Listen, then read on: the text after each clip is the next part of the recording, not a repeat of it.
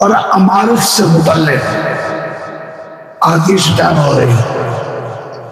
مسند احمد کی حدیث ہے اور معاویہ رضی اللہ عنہ روایت، انہوں نے بیان کیا کہ رسول اللہ صلی اللہ علیہ وسلم نے فرمایا، اے معاویہ، اگر تم کو حاکم مقرر کیا جائے تو خوف اللہ، اگر انصاف کو اپنا شعار بنانا۔ معاویہ کہتے ہیں کہ حضور کے اس فرمان کی وجہ سے مجھے برابر یہ خیال رہا کہ غالباً میں حکومت کی رحم کے کام میں مبتلا کیا جاؤں گا، یہاں تک کہ میں جانا باللہ اللہ اس میں مبتلا کیا۔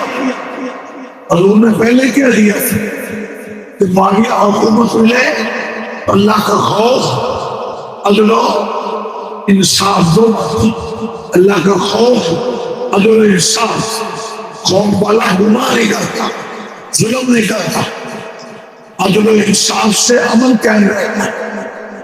جہاں جہاں ظلم وہاں وہاں فساد، جہاں جہاں عدل وہاں وہاں عمل۔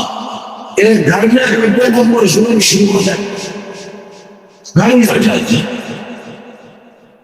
اتنی بڑی چیز ہے۔